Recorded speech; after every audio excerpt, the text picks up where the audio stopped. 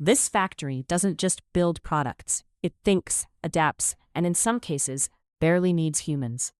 Now imagine this. China hasn't built one of these. It has built tens of thousands, and this might be the biggest shift in manufacturing since the Industrial Revolution. So what actually is a AI or smart factory? Forget the old image of rows of workers, assembly lines, fixed processes. A smart factory is something else entirely. Machines connected by sensors, AI systems analyzing everything in real time, robots adjusting production on the fly. Think of it like this. A traditional factory is a machine. A smart factory is a brain. It can detect defects instantly, reconfigure production lines automatically, optimize energy, speed, and cost in real time. And increasingly, it can run 24/7 with minimal human intervention. Here's where it gets crazy. China isn't experimenting with this.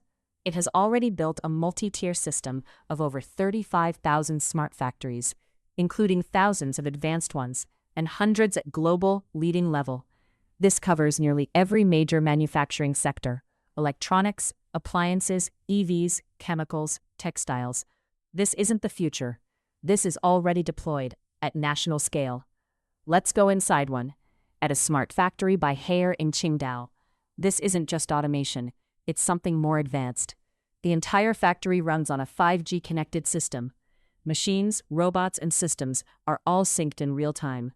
AI monitors production, quality, and even energy use. Customers can even custom design appliances. And the factory adjusts instantly. This is called mass customization, producing personalized products at scale. And the results? 36% efficiency improvement, 32% cost reduction, huge jump in customer satisfaction. Think about that. This isn't just making things faster, it's changing what factories can do. Now let's scale this up. At Foxconn, the company that builds iPhone, their lighthouse factories represent some of the most advanced in the world. In one of their China facilities, AI systems optimize production and reduce waste.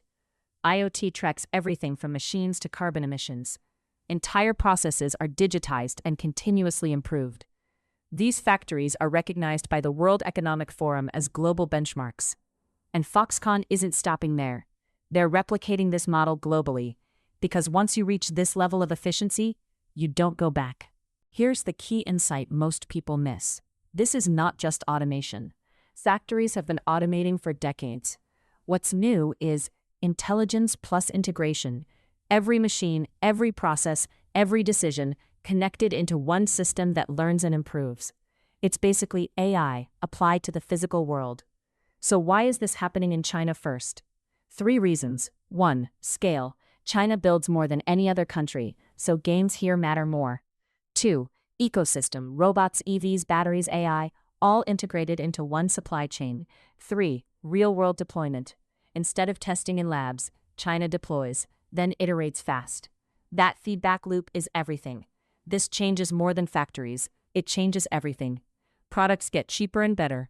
Innovation cycles get faster. Supply chains become smarter and more resilient. But also, fewer low-skill jobs, higher demand for engineers and AI talent, and a widening gap between countries that can do this and those that can't. Because once factories become intelligent, manufacturing stops being about labor and becomes about technology, plus systems, plus scale. And this is just the beginning. What we're seeing now is the first wave of physical AI, factories that think, systems that learn, production that adapts in real time. China didn't just upgrade manufacturing, it may have redefined it.